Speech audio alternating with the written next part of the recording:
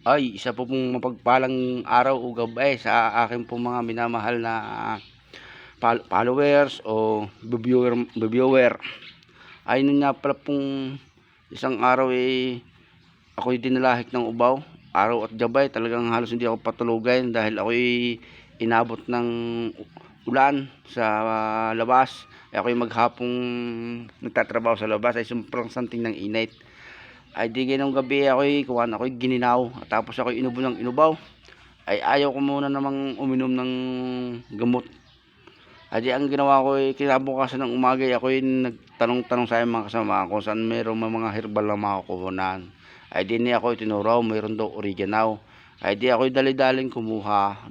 At nung ako'y makakuha inilaga ko ng mga siguro yon mga 10 to 15 minutes. Tapos nung kaya ko nang inumin ko, aba, ay paglipas ng isang oras ikon ay nag-iba-iba na yung pakiramdam ko.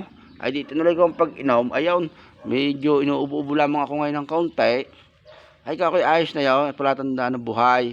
Ay kaya po kung kayo inuubaw at wala naman kayong sakit o ibang sakit o walang sakit sa baga o anumang sakit, ay inyo pong subukan ng original at napaka husay po nitong original. At ito pong original ikuan, napakarami pang gamot sa ating kalusugan.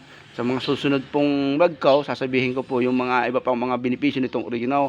Natatanda ko nga po dati, siguro po mga 15 years ago na, meron po akong girlfriend na pag na dumadating yung buwan ng daloy, sumasakit po ang tiyan.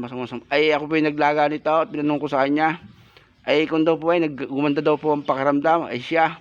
Ay kung saan ka man naroon ang panig na mundo, ay tayo nagkahiwalay palibasa hindi nakatadhana, ay sana masaya ka. Sige po, salamat po, sana po ay makatulong ako sa mga inyo.